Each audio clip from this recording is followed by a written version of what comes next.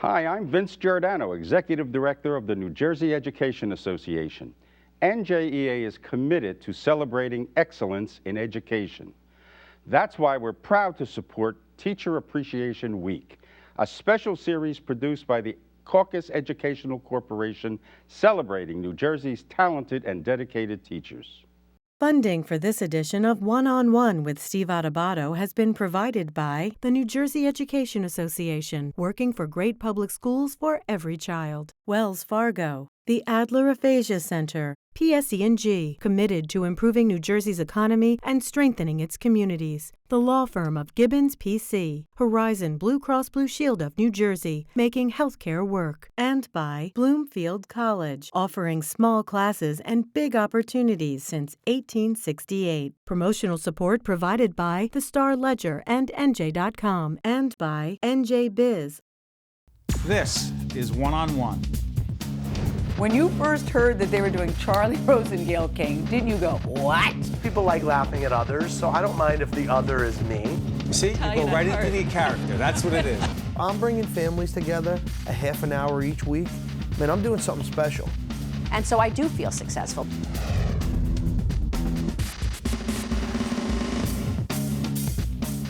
There she is. Shanel Sommers, who is the third grade math and science teacher at the Marion P. Thomas Charter School in my hometown of Newark, New Jersey. How you doing? I'm fine. I heard a rumor, it can't be true. What's the rumor? You had a baby a month ago? Yes. Congratulations. Thank you. Thank you. And you've been teaching for how long? For 2 years. And you're going back at some point? Yes, I am going back. I heard your students are dying to have you back. Yes, they are. I visit sometimes. I'm sure they love you. Yes. The program, by the way, this is part of our Classroom Close-Up series we do in cooperation with our partners and friends at the NJEA. We're about to see a program from the Classroom Close-Up series, a 3-minute video, the SELECT program. What is the SELECT program? The SELECT program. What does it stand for? It stands for Scholars Electing Lifelong Scholars Character Transformation. What's it about? It's boys and girls doing what? Well, we have single-gendered program. We have an all-girls and all-boys class.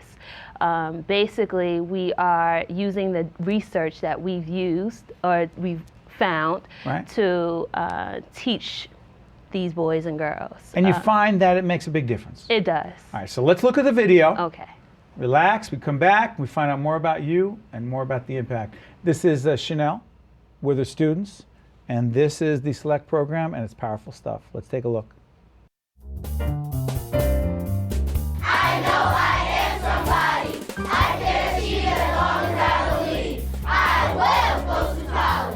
Second and third graders at the Marion P. Thomas Charter School begin each day with the Select Circle. It's a co-ed school with 4 select classes, single gender, all girls or all boys. Research shows boys and girls have different learning styles, and Select caters to those differences. A primary goal when Select was introduced here 2 years ago was bridging the achievement gap for African American boys. With the boys especially, with the behavior issues, a lot of behavior issues we saw with the boys in the co-ed class, but when we brought them to the single gender class, there were no longer behavior problems. Let's see who's ready. Nasir! The boys, they can quickly lose interest. So I'm very quick with the boys. I mean, I know you've noticed the brain breaks that we take, and it allows them to get up and move, have that movement. They love to compete with each other. The boys, they love that competition. So the buzzers just allow them to do exactly that, compete with each other. And they love the noise. They love to hear the buzzer itself.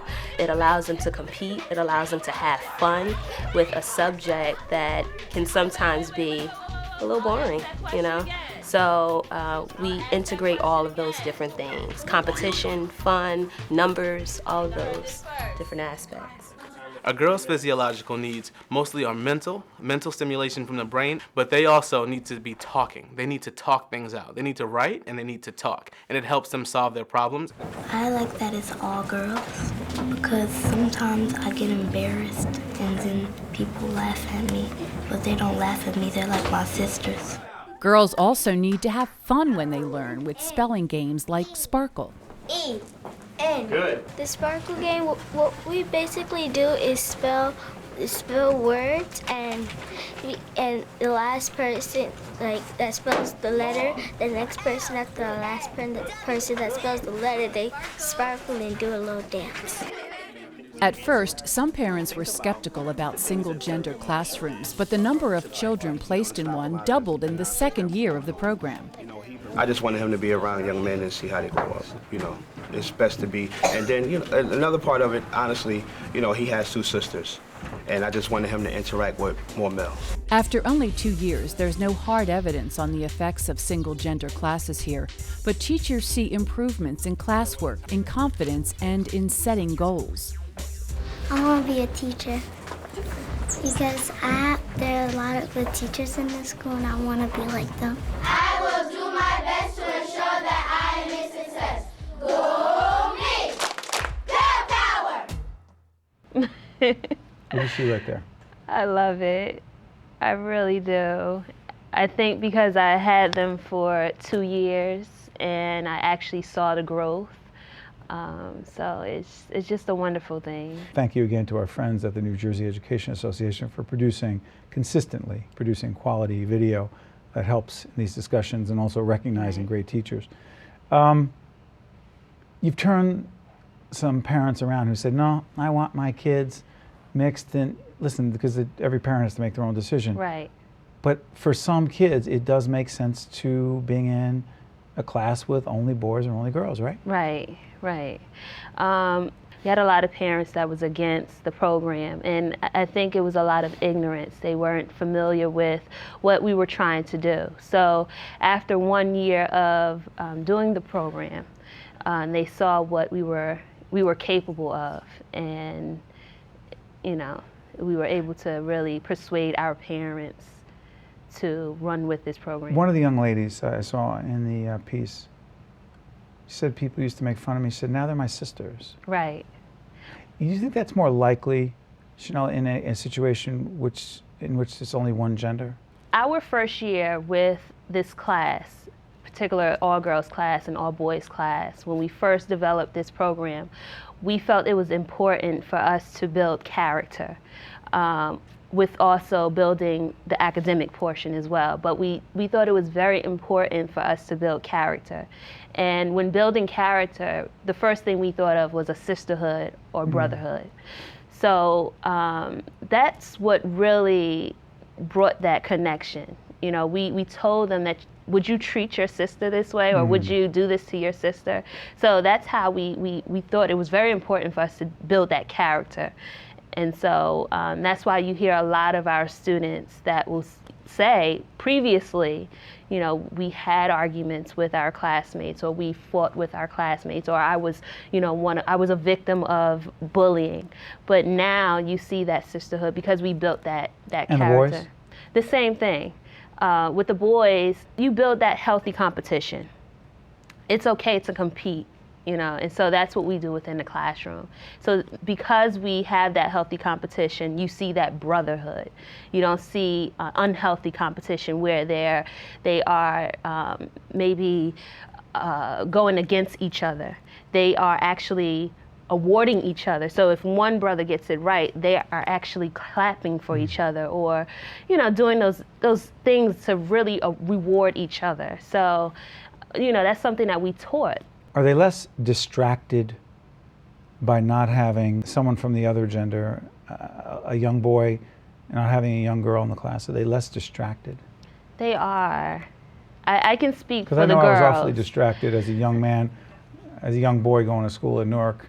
Right. That's where I went to school, distracted all the time by young ladies. I mean, for boys, they like to tap on the desk. They like to sit improperly. They like to do all of these things that can be distracting to the girls. But now that they're in a class full of boys that like to do what they like to do, it's not a distraction for them, 1 to 10, how much you love it? I love it. 1 to 10. 1 to 10, 11. That's the number that keeps coming up. I love it. Still. I love it. Even in a challenging urban environment. I love it. All right. That's the most rewarding. When it's a challenge, the most rewarding when you see that they overcome everything that they're faced. They're lucky to have you. You're lucky to have them. Yes, I'm very lucky. Keep it up, all right? Thank you. Come back and give us a progress report. I will definitely do that. Shanel Sommers, a new mom. Yes. Only 1 month, 3rd grade math and science teacher at Marion P. Thomas Charter School in beautiful Newark, New Jersey, my hometown. Good things going on there. Thank you, Shanel. Thank you. Keep it up. We'll be right back right after this. If you would like more information on this program, or if you'd like to express an opinion, email us at info@caucusnj.org. Visit us online at oneonone.org, or find us on Facebook at facebook.com/Steve Adubato, PhD. There she is, Carlene Anderson, 3rd grade teacher at PS number 12 in beautiful Paterson, New Jersey. Good to see you. Good to see you, Steve. We're about to see a piece of video from our partners at the NJEA, Classroom Close-Up, a terrific series you can see on public television in New Jersey, NJTV. Listen, before we see this, digital citizenship, what is it? Basically, it's just bringing the world into our classroom and using technology to do that, to help our students prepare to be 21st century citizens, and using technology in a digital age in a very responsible way. And we're about to see this video that brings that to life. We'll come back and talk to Carlene, and she'll tell us her story and why she's one of the many terrific educators that we feature in this terrific series. Take a look at the video and we'll talk right after this.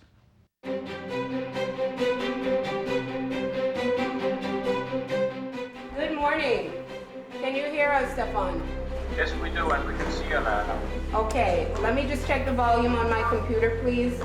Carlene Anderson, a 3rd grade teacher here at School 12 in Paterson, is taking her students on a virtual field trip around the world in less than 7 hours.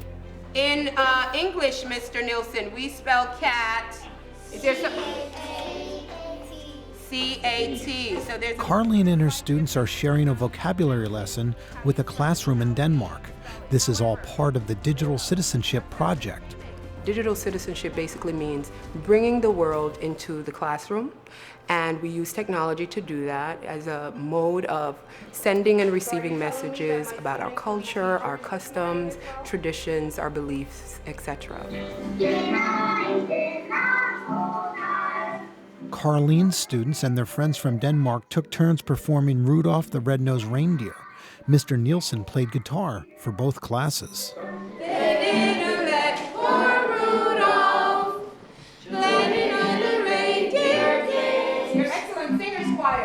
What I've noticed with my students after the Skype sessions, I've noticed that the cultural divide narrows.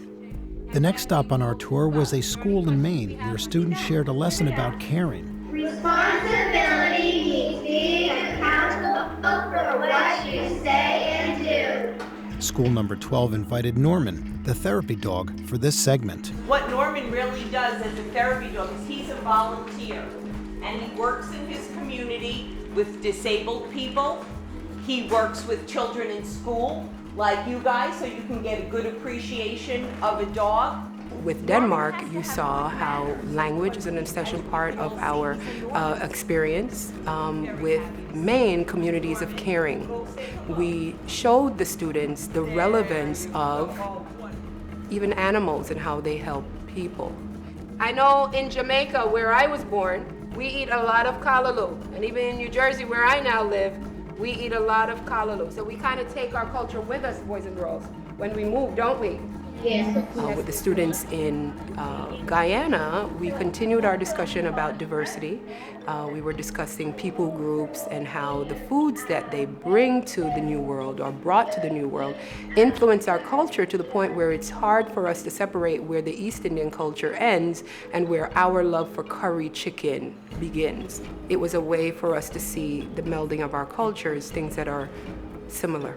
The thing that I like about Skyping is we meet like the world and like we learn things about other states and countries. I want to preserve my culture so somebody can say, oh, tell me more about where you're from.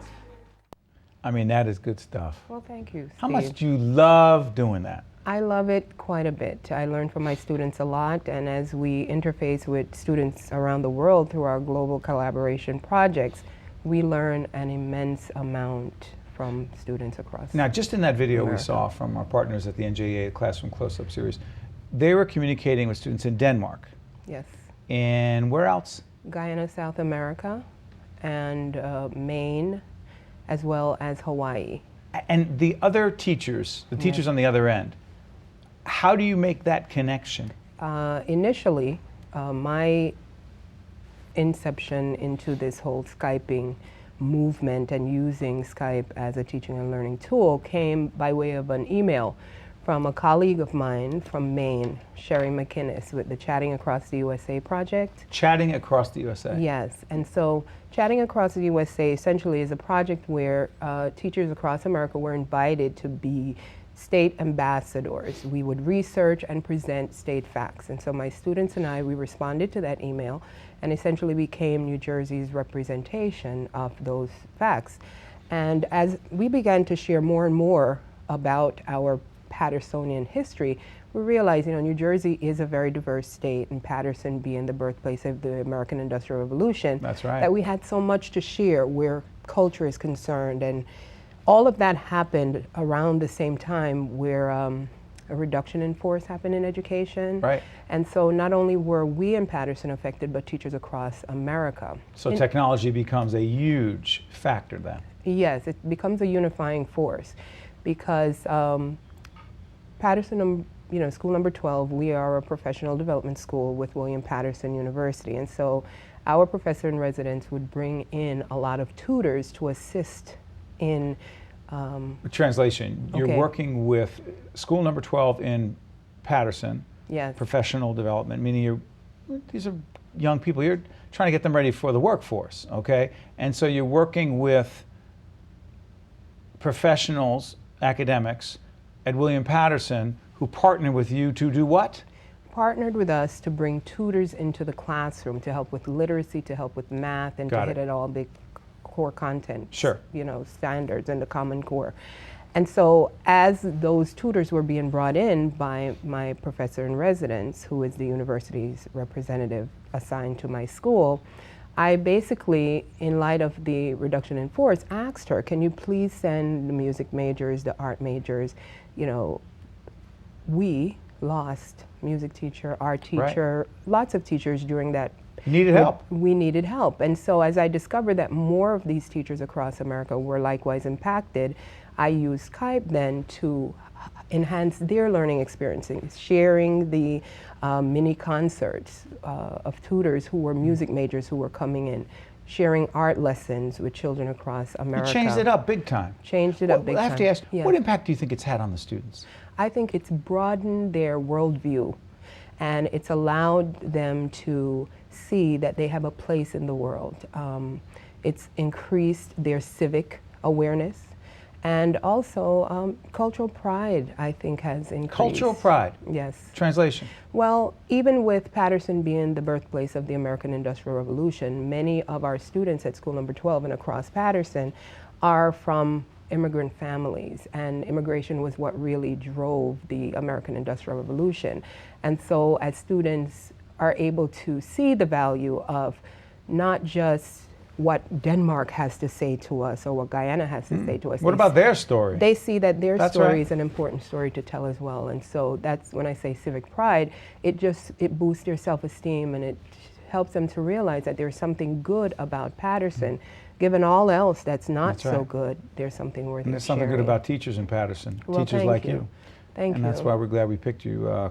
Carlene Anderson, third grade teacher, public school number 12 in Paterson, New Jersey. I want to thank you for joining us. You're a credit to your profession. Thank you for having me. Thank you.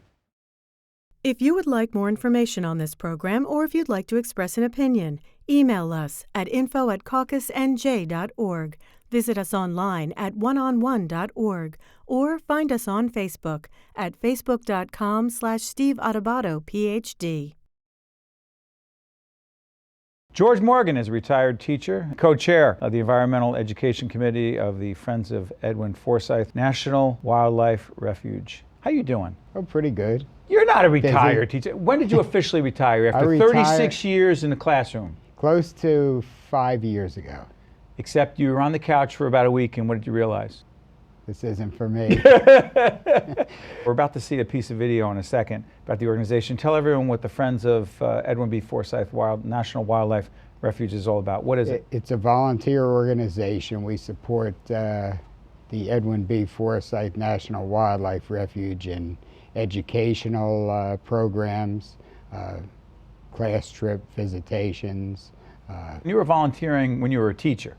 Yes. For these guys? Yes. 36 years in the classroom.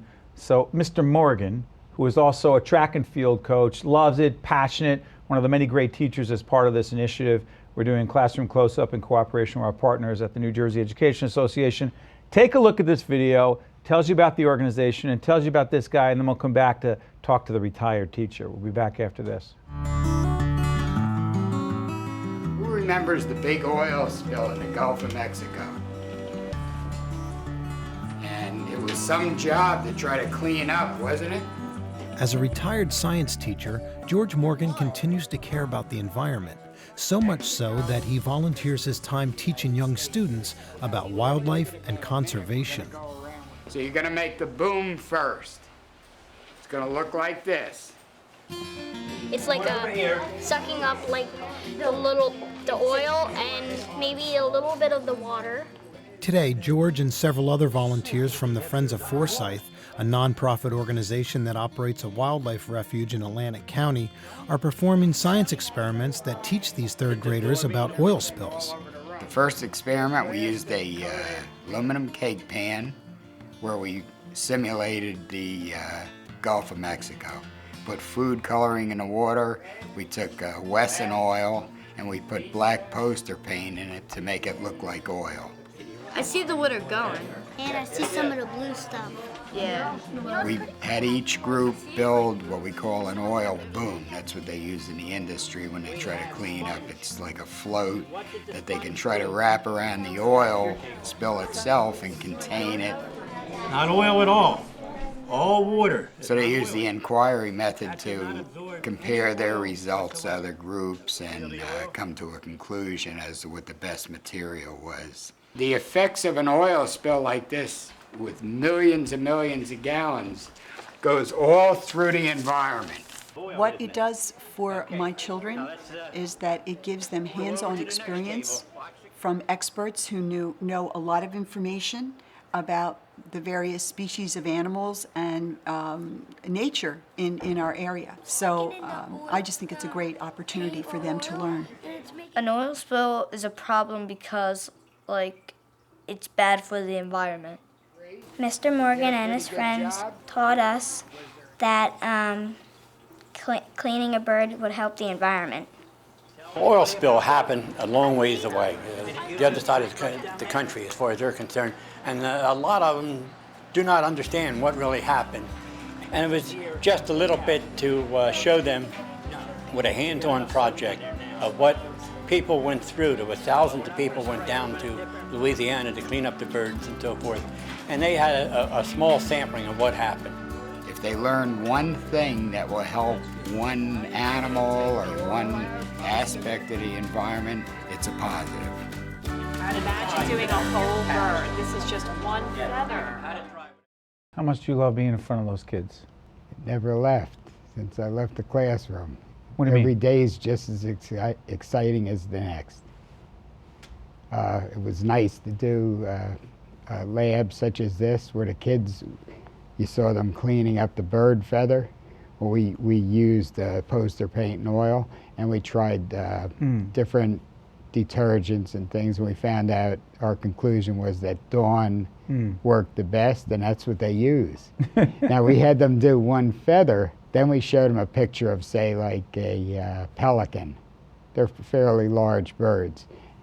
Try cleaning one of those, and it's not going to sit there. You are a science teacher deep in your heart, are you not? Yes. Deep in your heart. Mm-hmm. Am I misunderstanding or miscalculating? But when you were watching that video, was that somewhat emotional for you? Very nice. Nice to see the kids respond. And what do you say to those who say, come on, you did it for 36 years. It's been 5 years since you officially retired. That means 41 years.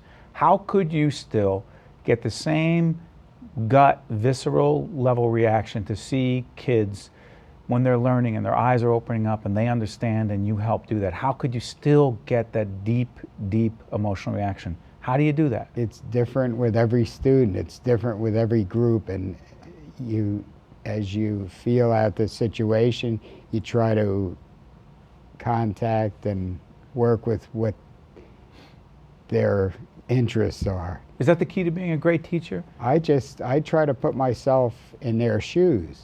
What do you mean? As a student, I don't know about this topic. Please help me to understand. And you try to convey that message the best you can. Is there a place for retired teachers to continue to make a contribution as educators? There are I know of a lot of things like what I'm doing. There's right. Down in Ocean County, we have a lot of openings. We have the Caddis Island. They're always looking for volunteers. There's another nature center in Tuckerton. It's Tuckerton Seaport, always looking for volunteers to help and do basically the same things that we're doing there. Before I let you go, I want to ask you this. What do you say to those who really don't know and appreciate the value of public school teachers? What do you say? What's the impact? It's kind of a tough thing now. The public may be getting different views. What do you say? What do I say? I think we do a fine job. How important are teachers in children's lives? Very important. You look at, I mean, I've seen students of mine go on and become doctors. I've seen, and it's a personal pride to meet up or to hear from a parent, oh, you were my son's teacher and he's... Well, you make a big difference. Thank you. One-on-One with Steve Adubato has been a production of the Caucus Educational Corporation, celebrating 25 years of broadcast excellence. Funding has been provided by the New Jersey Education Association, Wells Fargo, the Adler Aphasia Center, PSE&G, the law firm of Gibbons PC, Horizon Blue Cross Blue Shield of New Jersey, Bloomfield College. Transportation provided by Airbrook Limousine, serving the metropolitan New York, New Jersey area. One-on-One with Steve Adubato has been produced in partnership with St. Joseph's Healthcare System. When you work at a public school, you're a part of the community.